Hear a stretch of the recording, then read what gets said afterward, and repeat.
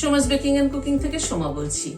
আজ আপনাদের সাথে শেয়ার করছি এক তরকার রেসিপি। তরকা আমরা সবাই বানিয়ে থাকি, আমি যেভাবে আমার মতো করে বানাই সেটা আজ আপনাদের সাথে শেয়ার করছি।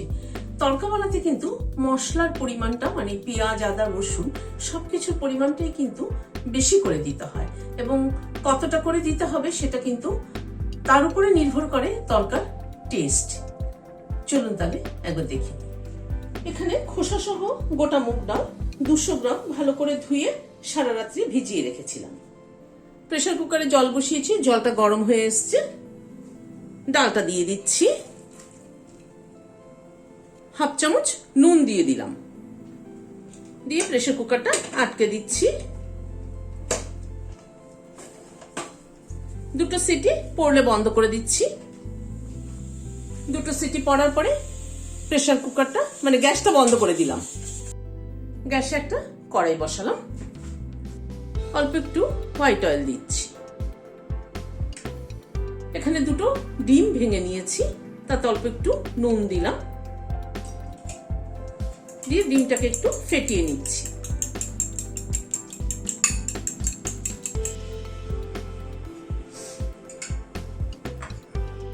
ডিমটা দিয়ে দিলাম, ডিমটা আগে একটু স্ক্র্যাম্বল করে নিচ্ছি।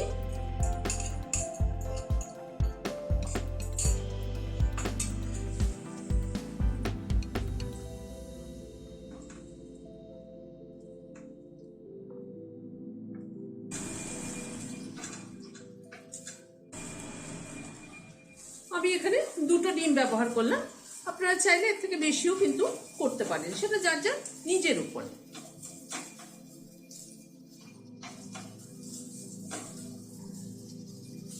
ডিমটাকে স্ক্র্যাম্বল করে তুলে নিচ্ছি।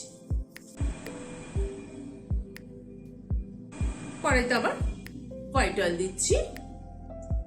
তেলটা গরম হওয়ার পরে এখানে বড় সাইজের 3টে পেঁয়াজ কেটে নিয়েছি, দিয়ে দিলাম। তরকাতে কিন্তু সবসময় পেঁয়াজের পরিমাণটা একটুখানি বেশি চাই। তরকাতে পেঁয়াজ, আদা, রসুন 3টের পরিমাণই বেশি চাই। ঠিক পরিমাণ মতো না হলে কিন্তু ভালো লাগে না তরকা খেতে, মানে সেই টেস্টই হয় না। এবার পেঁয়াজটাকে প্রথমে ভেজে নিচ্ছি।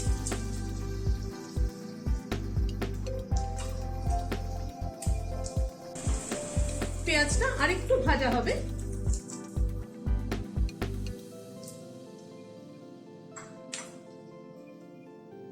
পেঁয়াজটাকে মিনিট 2-3 মতো ভেজে নিলাম।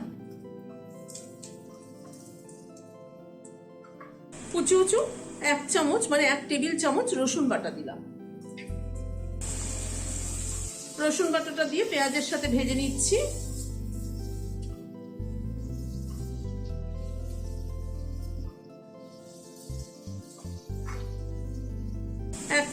এক টেবিল চামচ আদা বাটা দিলাম। আদা রসুনটা একসাথে পেঁয়াজের সাথে ভেজে নিচ্ছি।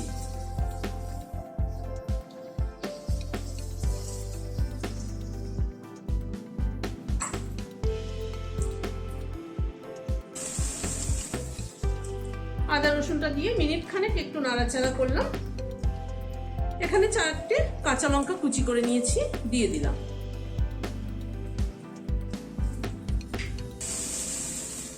আদা রসুন পেঁয়াজ কাঁচা লঙ্কা সবকিছুকে একসাথে ভেজে নিচ্ছি।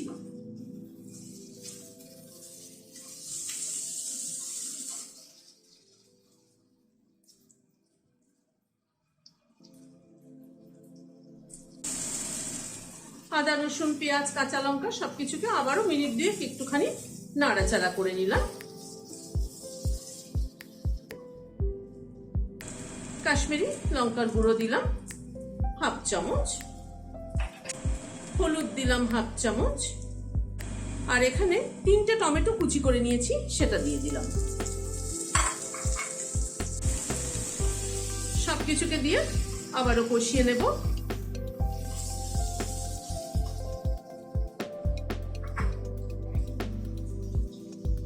নুন দিয়ে দিলাম হাফ চামচ, কারণ ডাল সেদ্ধর সময় হাফ চামচ নুন আমি দিয়েছি।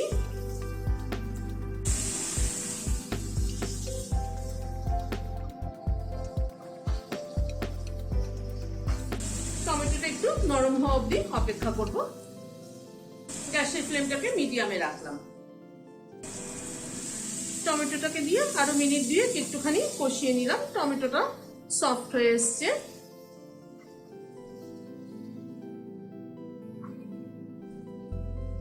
এক টেবিল চামচ মতো কসুরি মেথি দিয়ে দিলাম। তরকাতে কিন্তু কসুরি মেথিটাই মেন। কসুরি মেথি না দিলে তরকার সেই ফ্লেভারই কিন্তু আসে না। আর কসুরি মেথিটা সবসময় মশলা কষানোর সময় দিলে ফ্লেভারটা ভালো হয়।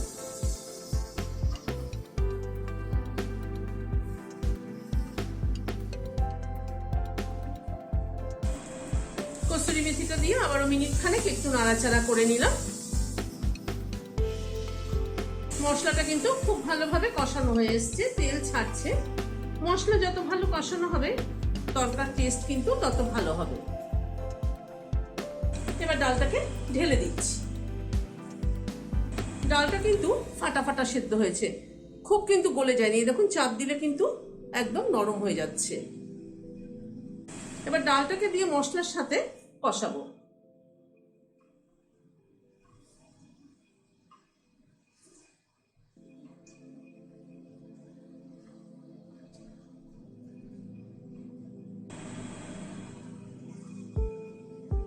ডালটাকে দিয়ে একটু নাড়াচাড়া করলাম, পরে একটু ঢেকে দিচ্ছি। ধীরে ধীরে ডালটা মশলার সাথে কষানো হোক। 3-4 মিনিট মতো ঢাকা ছিল। ঢাকাটা খুললাম। ডালটা মশলার সাথে কিন্তু ভালোভাবে কষানো হয়ে এসছে।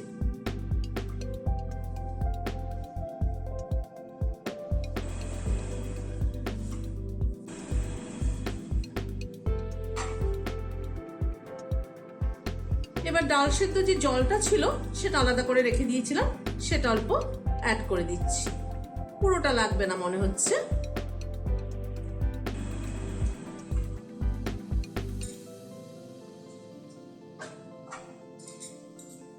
যেটা আন্ডা ভুর্জি করে রেখেছিলাম সেটা দিয়ে দিলাম।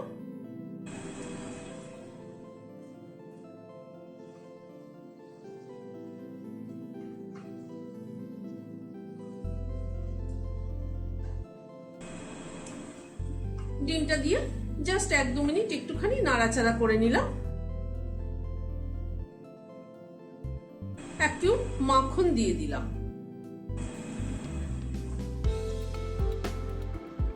মাখনটাকে মিশিয়ে দিচ্ছি।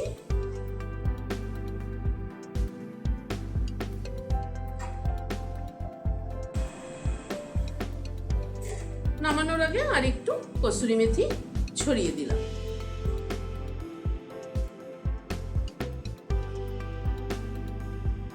গ্যাসের ফ্লেমটাকে বন্ধ করে দিলাম, দিয়ে ঢেকে দিচ্ছি। Standing time 5 minute. রাতে রুটি পরোটা খাওয়ার জন্য কিন্তু এরকম একটা আন্ডা তরকা হলে আর কিছু লাগে না। আপনাদের কেমন লাগলো আমাকে কমেন্ট বক্সে জানাবেন। ভালো লাগলে একটা লাইক এবং সাবস্ক্রাইব করার অনুরোধ রইল। আজ তাহলে এখানে শেষ করছি। নমস্কার।